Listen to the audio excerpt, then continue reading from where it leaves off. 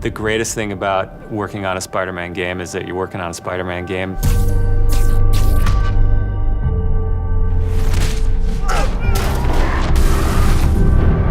The hardest thing is that it's a Spider-Man game. We really care about storytelling here at Insomniac.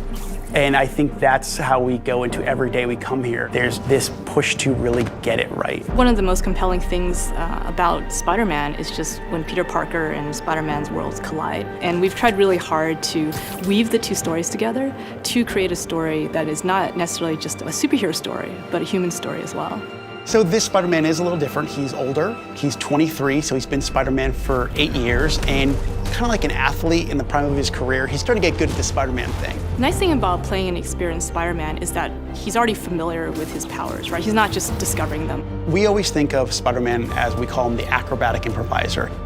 He's looking for not only how he can take advantage of the way the enemies are positioned, but what around him. Could he use this object to grab with his webs and throw at an enemy? We want people to not only see the enemies in front of them, but the environment around to take advantage of both of them. He also knows that the criminals out in the city know how he works as well, so he's got to mix it up. So even though he is more experienced, the challenges are going to be bigger than he's ever faced before. Spider-Man has a rich history of having great stories. The core of our story is this duality between being Peter Parker and being Spider-Man.